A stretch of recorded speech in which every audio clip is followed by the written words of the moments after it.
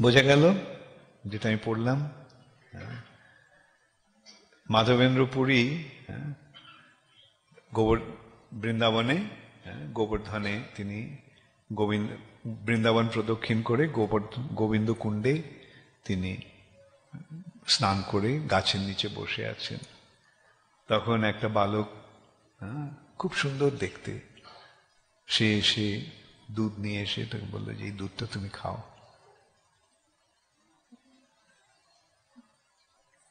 বললো তুমি কেন মেঘে খাও না, কেন উপবাসী থাকো, তুমি কার ধ্যান করো? তো মাধবেন্দ্র পুরী তখন তাকে জিজ্ঞাসা করলো, তুমি কি করে জানলে যে আমি উপবাসী? তখন সেই বালকটি বলল যে মেয়েরা যখন জল নিতে এসেছিল এই কুণ্ড থেকে, তখন তারা দেখেছিল তুমি এখানে আছো, তাই তারা আমাকে দিয়ে দুধটা দিয়ে পাঠিয়েছে। তা আমাকে এখন দুধ দোয়াতে, গরু দোয়াতে হবে, আমি যাচ্ছি এখন, পরে এসে আমি ভাণ্ডটা নেব। তো মাধবেন্দ্র দুধ পান করে ভাণ্ডটা ধুয়ে বসে আছেন, প্রতীক্ষা করছেন এই বালকটা কখন আসবে আবার। কিন্তু বালকটা এলো না। সেই রাত্রে মাধবেন্দ্র পুরী স্বপ্নে দেখলেন কৃষ্ণ এসে তাকে বলছে, মাধবপুরী আমি তোমার অপেক্ষা করছিলাম বহুদিন ধরে। আমি ভাবছিলাম কবে মাধবপুরী এসে আমাকে উদ্ধার করবে। জবনদের ভয়ে, মুসলমানদের ভয়ে পূজারীরা আমাকে মন্দির থেকে এনে এই একটা কুঞ্জের মধ্যে রেখে গেছে, যাতে তারা আমাকে, ওরা এসে বিগ্রহ ভেঙে ফেলবে, সেই ভয়ে দিয়ে পালিয়ে গেছে তারা। সেই থেকে আমি এখানেই আছি, রোদে বৃষ্টিতে আমি এখানেই থাকি। তো বহুদিন আমি তোমার প্রতীক্ষায় ছিলাম, তো তুমি এসে এখন আমাকে এই কুঞ্জ থেকে বার করে গোবর্ধনের ওপরে নিয়ে যাও। আমার নাম গোপাল, আমি গোবর্ধনধারী। তো মাধবেন্দ্র পুরী তখন ঘুম থেকে উঠে, তখন তার আক্ষেপ হলো কৃষ্ণ আমার কাছে এলো, আমি ওকে চিনতে পারলাম না। তিনি খুব কাঁদলেন অনেকক্ষণ। তারপরে আবার স্বপ্নে যে আদেশ পেয়েছেন সেটাও পূর্ণ করতে হবে। তাই তিনি গ্রামে গিয়ে সকলকে বললেন যে তোমাদের এখানে এই গোপাল, গিরিধারী গোপাল এখানে কুঞ্জের মধ্যে রয়েছে, এসো। এখনো কুঞ্জটা এতদিনের ফল ইয়েতে অনেক গভীর হয়ে গেছে, এখন সেখানে সেই গাছ কেটে পথ করে বিগ্রহ নিয়ে তাকে নিয়ে আসতে হবে, সঙ্গে কুঠার কোদাল সব নিয়ে এসো। তো তারাও তখন মহা আনন্দে মাধবেন্দ্র পুরীর সঙ্গে গেলেন, গিয়ে পথ করে দেখলেন সেই কুঞ্জের মধ্যে গোপাল রয়েছেন, গিরিধারী গোপাল।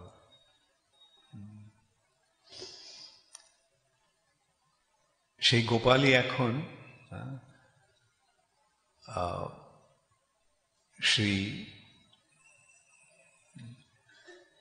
শ্রীনাথজি নামে রয়েছে, পূজিত হচ্ছে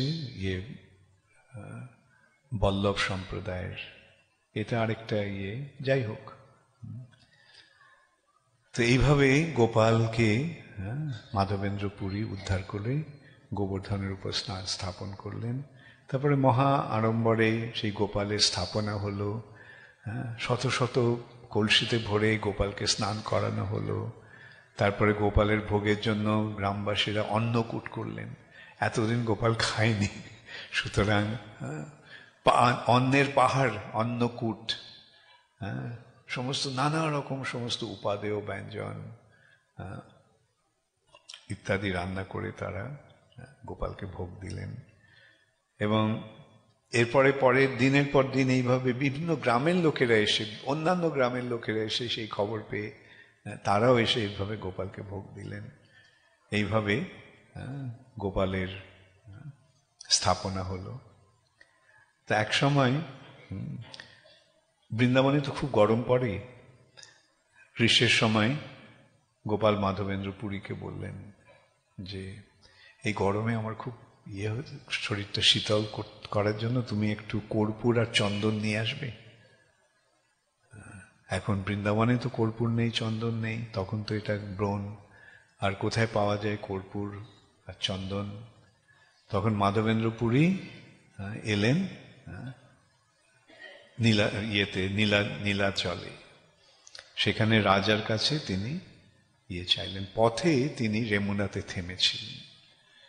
তো রেমুনাতে যে গোপীনাথ, তাকে যে ক্ষীর ভোগ দেওয়া হয় সেটা অত্যন্ত প্রসিদ্ধ। তো মাধবেন্দ্র পুরী যখন সন্ধ্যাবেলা মন্দিরে গেছেন, তখন তিনি ভাবলেন যে এখানকার গোপীনাথকে যে ক্ষীর ভোগটা দেওয়া হয়, সেই ক্ষীরের স্বাদটা যদি আমি পেতাম, তাহলে সেই রকম ক্ষীর আমি গোপালের জন্য, গোপালকেও ভোগ দিতে পারতাম। ওই রকম ক্ষীর বানিয়ে আমি গোপালকেও ভোগ দিতে পারতাম। এটা যখন তার মনে এলো, তখনই তার মনে পড়ল যে আরে গোপালকে এখনো ক্ষীর ভোগ দেওয়া হয়নি। আমি গোপালকে ভোগ দেওয়ার আগে এই ক্ষীরের স্বাদ গ্রহণ করতে চেয়েছি, তো আমার মহা অপরাধ হয়ে গেছে। এই মনে করে মাধবেন্দ্র পুরী সে মন্দির ছেড়ে চলে গেলেন। এবং নিকটেই একটা হাট, তখন তো বাজার কিভাবে হতো,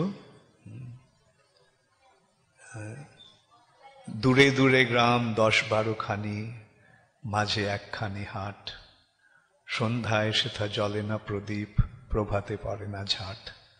মনে আছে? সন্ধ্যায় বেচা কেনা সেরে বিকাল বেলায় যে যাহার সবে ঘরে ফিরে যায়। এটাই হাটের অবস্থা।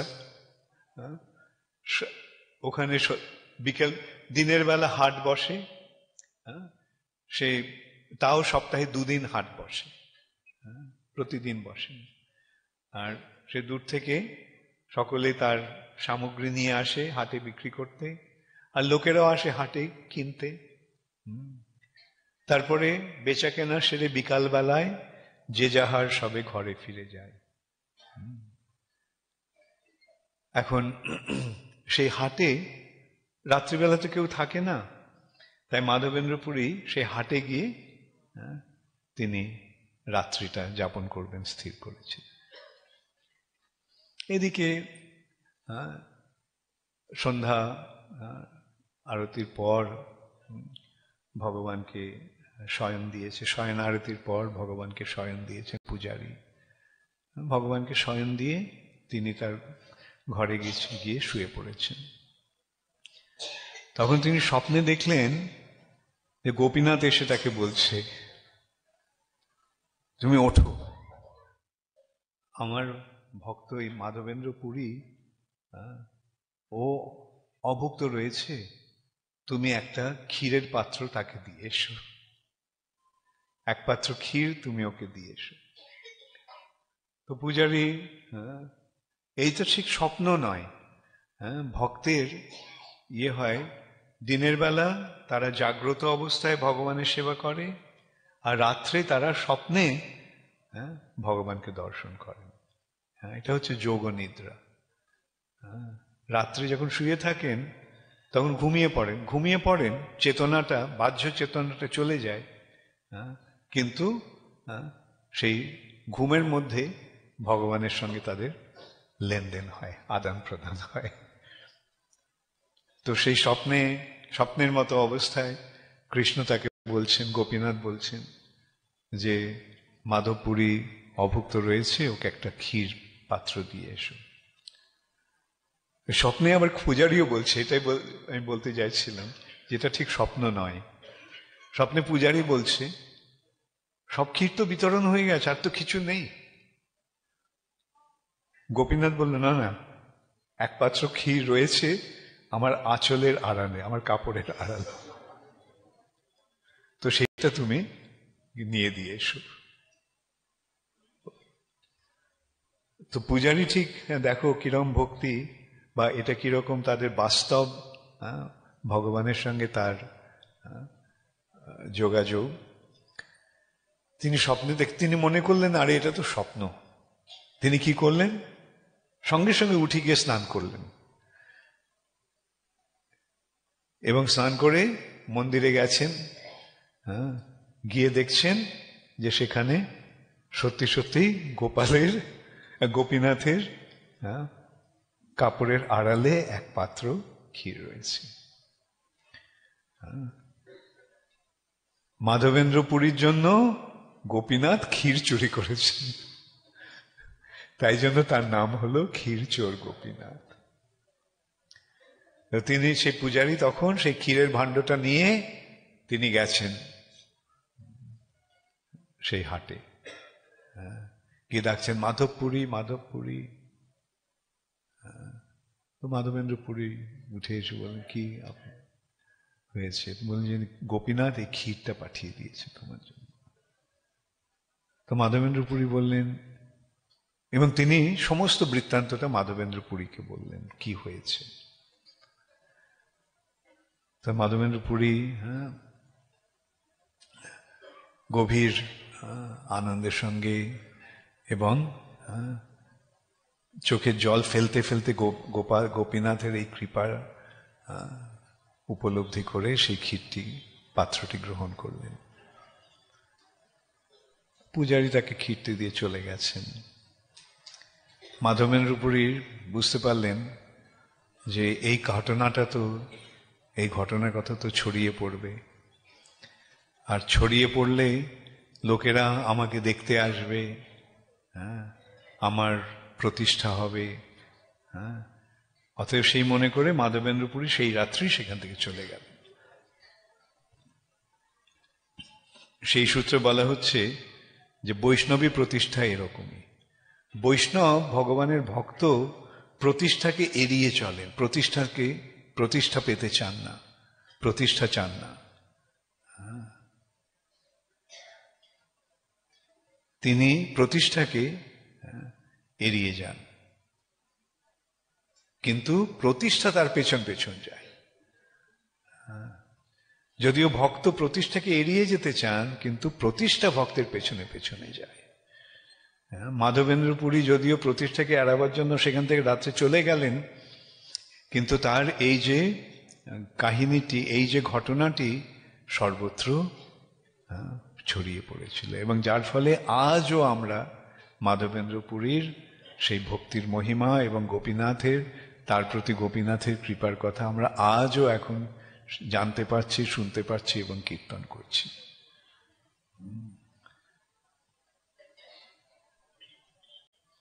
এবং সেই সূত্রে গোপীনাথের তাই নাম হয়েছিল, রেমুনায় গোপীনাথের নাম কি? ক্ষীরচোরা গোপীনাথ, ক্ষীরচোরা গোপীনাথ। নিত্যানন্দ প্রভু সেই ক্ষীরচোরা গোপীনাথের কথা, মাধবেন্দ্র পুরীর কথা তাদের সকলকে বলেছিলেন এইভাবে। তারপরে শ্রী চৈতন্য মহাপ্রভু ভ্রমণ করতে করতে চললেন জগন্নাথ পুরীর দিকে। পথে একটা নদীতে মহাপ্রভু স্থির করলেন স্নান করবেন, এবং তার দণ্ডটা, সন্ন্যাসীর দণ্ড থাকে তো, সন্ন্যাসীর দণ্ড, সেটা তিনি নিত্যানন্দ প্রভুকে রাখতে বললেন। এই জায়গাটা আমি একটু পড়ে শোনাই।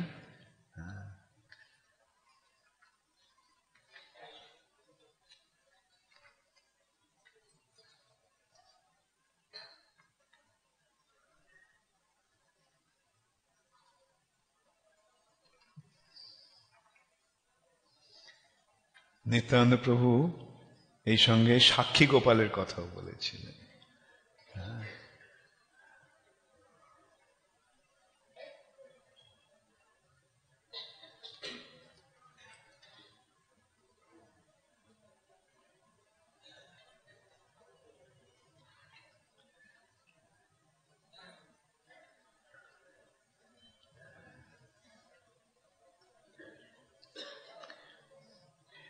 মহাপ্রভু কিভাবে চলছিলেন, ভক্তগণ আবিষ্ট হইয়া সবে নাচে গায়, প্রেমাবেশে প্রভু সঙ্গে রাজমার্গে যায়।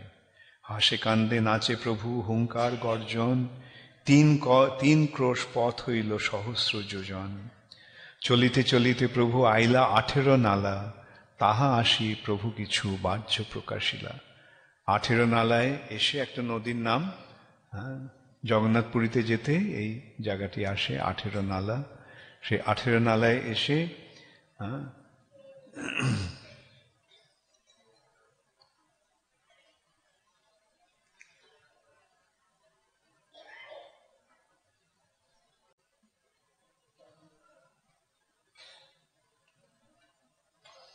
এখানে মহাপ্রভু স্নান করতে গেছেন এবং দণ্ডটা দিয়ে গেছেন নিত্যানন্দ প্রভুর কাছে। নিত্যানন্দ প্রভুকে ধরতে বলে তিনি স্নান করতে গেছেন। এদিকে নিত্যানন্দ প্রভু দণ্ডকে বললেন, দণ্ড মহাশয়, তুমি নিজেকে কি মনে করো যে যিনি সারা বিশ্বের ধারণ সারা জগৎ যিনি ধারণ করেন, যার এক রোমকূপে এক একটা ব্রহ্মাণ্ড ভাসে, সে তোমাকে বহন করবে? এ আমি সহ্য করতে পারবো না বলে তিনি দণ্ডটাকে খণ্ড খণ্ড 3 খণ্ড করে দিলেন। দণ্ড হইল 3 খণ্ড।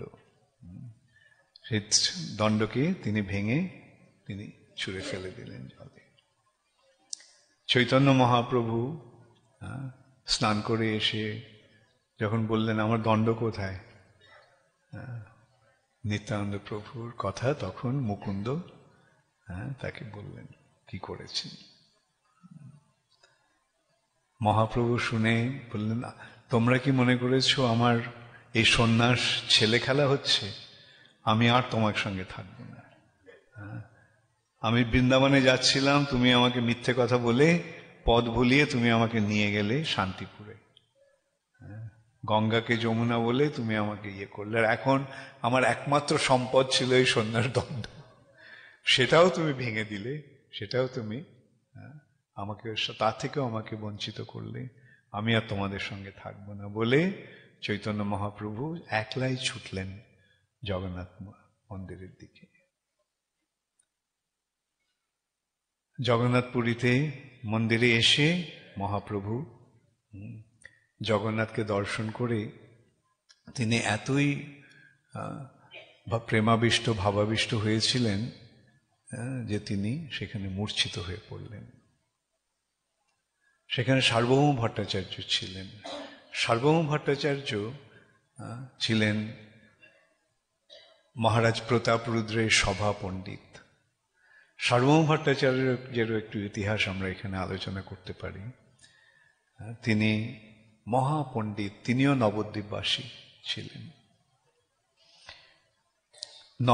তখন ন্যায়শাস্ত্রের পীঠস্থান ছিল মিথিলা, এবং তাদের সেই ন্যায়শাস্ত্রের পাঠের যে একমাত্র স্থান বলে মিথিলা যাতে প্রতিষ্ঠিত থাকে, সেই জন্য তারা কাউকে ওখান থেকে কোনো পুঁথি নিয়ে যেতে দিত না, কিছু লিখে নিয়ে যেতে দিত না, যাতে অন্য কোথাও গিয়ে এরা এই ন্যায়শাস্ত্র পড়াতে না পারে। আর সার্বভৌম ভট্টাচার্য ওখানে গিয়ে ন্যায় অধ্যয়ন করে তিনি ন্যায়ের সমস্ত শাস্ত্রগুলি মুখস্থ করে, তিনি পুঁথি নিয়ে লিখে নিয়ে যেতে দেবে না, কিন্তু তিনি মাথাতে সবকিছু লিখে নিয়ে তিনি এলেন নবদ্বীপে, এবং নবদ্বীপে এসে তিনি ন্যায় শাস্ত্র পড়াতে শুরু করেছিলেন। তারপরে তিনি নবদ্বীপ থেকে জগন্নাথপুরী চলে যান। এরও পেছনে একটু ইতিবৃত্ত আছে, ওটা আমরা এখন আলোচনা করব না। তিনি এই সূত্রে তিনি জগন্নাথপুরীতে ছিলেন, এবং সেখানে মহারাজ প্রতাপরুদ্রের সভায় প্রতাপরুদ্র তাকে সভা পণ্ডিত রূপে গ্রহণ করেছিলেন। মহাপণ্ডিত তিনি। তার মতো বৈদান্তিক, বেদান্ত দর্শনে তার মতো পারদর্শী তখন কেউ ছিল না। তিনি বেদান্ত দর্শনে এত পণ্ডিত যে বড় বড় সন্ন্যাসীরা এসে তার কাছে বেদান্ত অধ্যয়ন করত। সার্বভৌম ভট্টাচার্য তখন জগন্নাথপুরী জগন্নাথ মন্দিরে ছিলেন। তো তিনি এই নবীন সন্ন্যাসীটিকে এইভাবে মূর্ছিত হতে দেখে দেখে মনে হয়েছিল যেন তার শরীরে প্রাণ নেই। সার্বভৌম ভট্টাচার্য একটু তুলো নিয়ে তার নাকের পাশে ধরেছিলেন এবং দেখেছিলেন যে সেই তুলোটা আস্তে আস্তে কাঁপছে, নড়ছে। তা দেখে বুঝতে পারলেন যে এ জীবিত, এবং তিনি এটা বুঝতে পারলেন যে এটা ভক্তির প্রকাশ। ভক্তির প্রভাবে যে চরম অবস্থা, সেই চরম অবস্থাকে বলা হয় মূর্ছা, এবং কোনো কোনো ক্ষেত্রে সেটাকে বলা হয় মৃত্যু। ভক্তির যে অষ্টসাত্ত্বিক বিকার, রোমাঞ্চ কম্প রোমাঞ্চ কম্পাশ্রু তরঙ্গ ভাজ বন্দে গুরু শ্রী চরণারবিন্দম,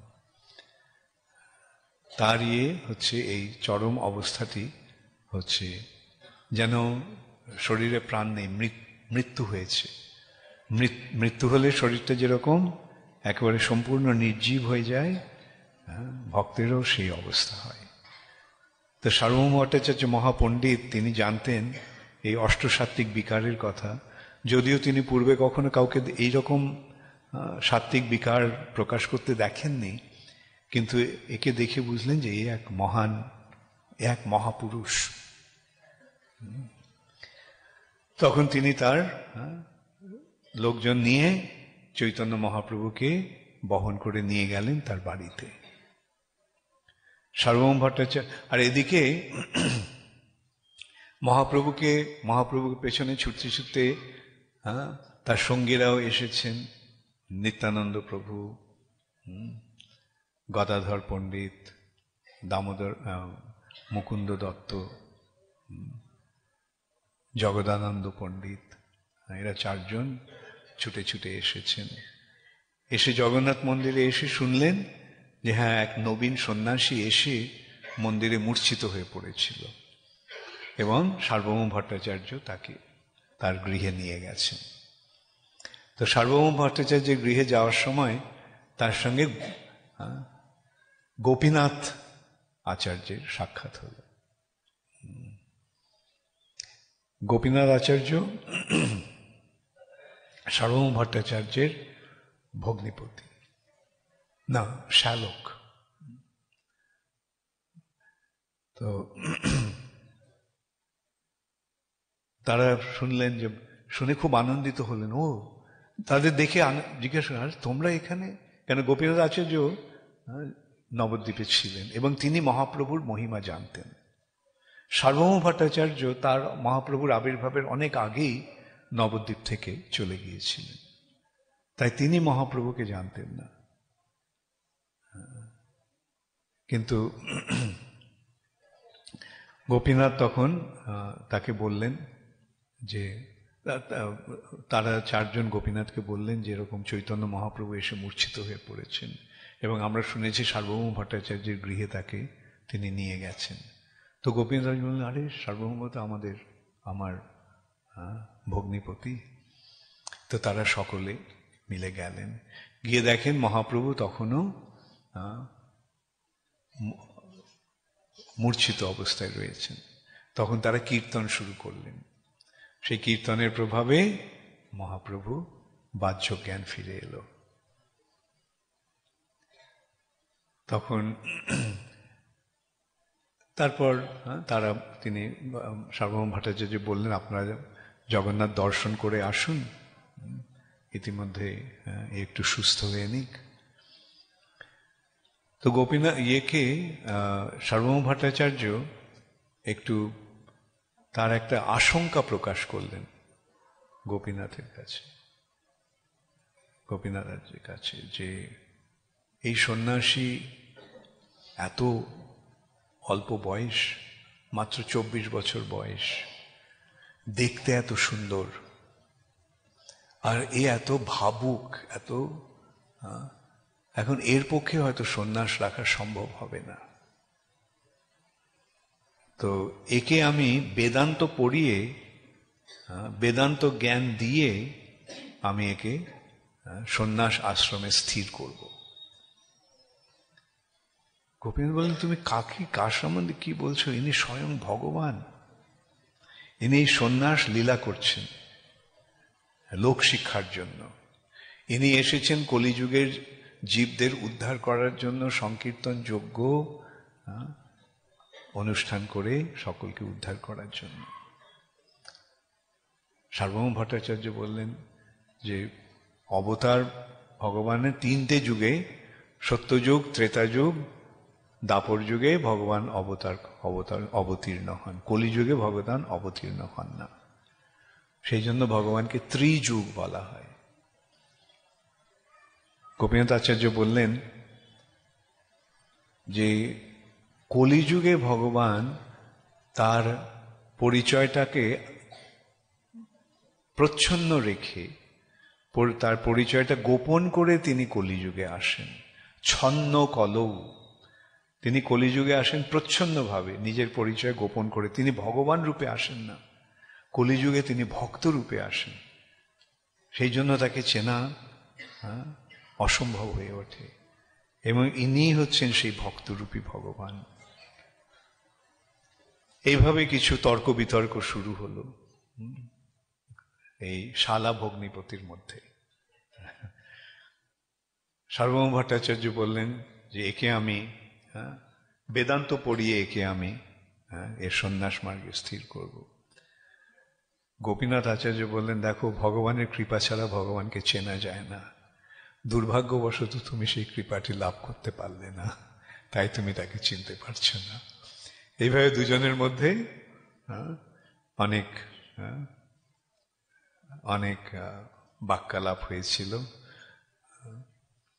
চৈতন্য মহাপ্রভু যখন শুনলেন যে সার্বভৌম ভট্টাচার্য তাকে সন্ন্যাস দিতে চান, বেদান্ত পাঠ করে তার সন্ন্যাস আশ্রমে তাকে স্থির রাখতে চান, এবং আরেকটা এই সন্ন্যাস রাখতে চান, সন্ন্যাস দিতে চান, এটাও একটা দিকও আছে এই ব্যাপারে।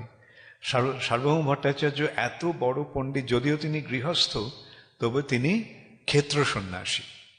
ক্ষেত্র সন্ন্যাসী মানে কোনো তীর্থস্থানকে অবলম্বন করে যিনি গৃহস্থ আশ্রমে থাকেন কিন্তু সেই স্থানটি ছেড়ে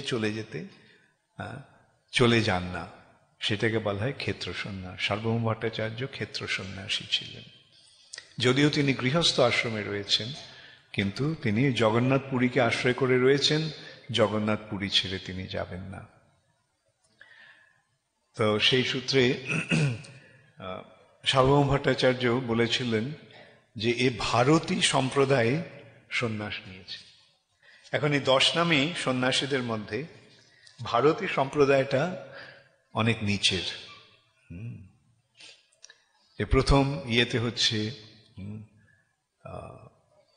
পুরী, তীর্থ, বন, অরণ্য, সাগর, এগুলো হচ্ছে একের পর এক সন্ন্যাস স্তর, নামের স্তর, আশ্রমের স্তর। তো ভারতী একেবারে সব নিচের সম্প্রদায়, লাস্ট হচ্ছে ভারতী। তো এই যে ভারতী সম্প্রদায়ের সন্ন্যাস নিয়েছে, তবে একে আমি যোগপট্ট দিয়ে আমি একে উচ্চ মার্গে নিয়ে আসবো সন্ন্যাসের। বোঝা যাচ্ছে সার্বভৌম ভট্টাচার্য কত বিদগ্ধ ছিলেন, এবং সেই সূত্রে তিনি কত দাম্ভিক ছিলেন।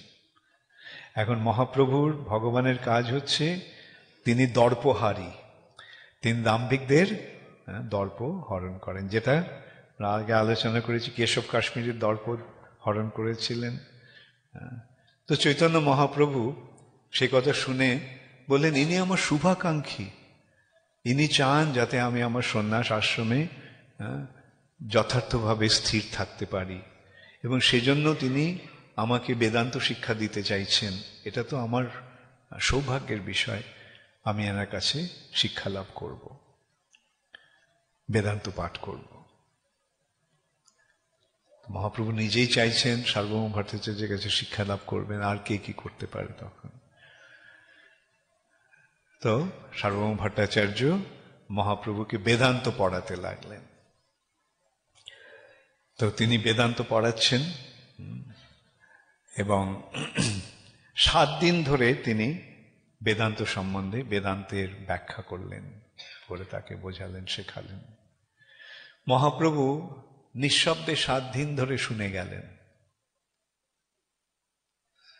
সার্বভৌম ভট্টাচার্যের একটু আশঙ্কা হলো, এ নিঃশব্দে শুনে যাচ্ছে, হ্যাঁ না কিছু বলছে না, এ কি বুঝতে পারছি আমি যা বলছি? তিনি মহাপ্রভুকে জিজ্ঞাসা করলেন, কৃষ্ণ চৈতন্য, আমি যে বেদান্ত তোমাকে শোনাচ্ছি সেটা তুমি বুঝতে পারছো তো? মহাপ্রভু বললেন, আমি সূত্রগুলো বুঝতে পারছি, বেদান্তের সূত্রগুলো আমি বুঝতে পারছি, কিন্তু আপনার ভাষ্যটা আমি বুঝতে পারছি না। সার্বভৌম ভট্টাচার্য বলেন, সূত্রটাকে ব্যাখ্যা করার জন্য, সূত্রটাকে সহজ করে বুঝিয়ে দেওয়ার জন্য ভাষ্য, আর তুমি বলছো সূত্র বুঝতে পারছো, ভাষ্য বুঝতে পারছো না, এটা কিরকম কথা? চৈতন্য মহাপ্রভু বললেন যে আপনার ভাষ্য সূত্রটাকে প্রকাশ করছে না, সূত্রটাকে আচ্ছাদন করে রাখছে, আচ্ছাদিত করছে। এই বেদান্ত সূত্র সূর্যের মতো উজ্জ্বল, শতপ্রকাশিত, আর তোমার এই ভাষ্য মেঘের মতো সেই সূর্যকে ঢেকে রাখছে। মেঘ যেমন সূর্যকে ঢেকে রাখে, তোমার ভাষ্য সেইভাবে সেই বেদান্ত সূত্রকে আচ্ছাদিত করে রাখছে। এটা প্রকাশ করছে না, এটা আচ্ছাদন করছে। তখন এইভাবে তাদের মধ্যে আলোচনা শুরু হলো। তখন সার্বভৌম ভট্টাচার্য, তখন চৈতন্য মহাপ্রভু একটা শ্লোকের বিশ্লেষণ করতে বললেন সার্বভৌম ভট্টাচার্যকে। সেই শ্লোকটা হচ্ছে আত্মা রামশ্চ মুনয় নির্গ্রন্থপি উরুক্রমে কুর্বন্তি অহৈতুকিং ভক্তিং ইত্থম ভূত গুণ হরি। আত্মা রামশ্চ মুনয়, যে সমস্ত মুনিগণ যারা আত্মায় আনন্দ আস্বাদন করেন, যারা দেহের আনন্দে আনন্দ আস্বাদন করেন না, দেহ সুখ থেকে স্তরকে যারা অতিক্রম করে আত্মা স্তর প্রাপ্ত হয়ে সেই আত্মায় আনন্দ আস্বাদন করেন, এবং তারা নির্গ্রন্থ, তারা সমস্ত জড়জগতের বন্ধন থেকে মুক্ত, সেই সমস্ত আত্মারাম মুনিগণ যারা সমস্ত জড়জগতের বন্ধন থেকে মুক্ত, কুর্বন্তি অহৈতুকিং ভক্তি, তারা ভগবানের প্রতি তারা অহৈতুকী ভক্তি করেন। অর্থাৎ এই যে মুক্তির স্তর, আত্মারামের স্তর মানে মুক্ত স্তর। তুমি বলছো মুক্তিটাই হচ্ছে জীবনের উদ্দেশ্য, কিন্তু এই মুক্ত স্তরে যে সমস্ত আত্মারাম মুনিগণ রয়েছেন, যারা জড়জগতের সমস্ত বন্ধন থেকে মুক্ত হয়ে গেছে, সেই মুক্ত পুরুষেরাও, তারাও ভগবানের প্রতি অহৈতুকী ভক্তি সম্পাদন করেন। তাহলে এই শ্লোকটার মাধ্যমে কি বোঝালেন তিনি? যে মুক্তিটাই জীবনের চরম লক্ষ্য নয়। এই ভুলটা তখনকার দিনের মানুষেরা বুঝতে পারছিল না। যারা এই অধ্যাত্ম মার্গে ছিলেন, বিশেষ করে এই সন্ন্যাসী এবং যারা এই ব্রহ্মবাদী বা বিশেষ করে মায়াবাদী, তাদের জীবনের উদ্দেশ্য হচ্ছে এই জগৎ ব্রহ্ম সত্য, জগৎ মিথ্যা, এই মিথ্যা জগৎকে অতিক্রম করে ব্রহ্মের স্তরে গিয়ে ব্রহ্মের সাযুজ্য লাভ করে ব্রহ্ম আনন্দে লীন হওয়া, মগ্ন হওয়া।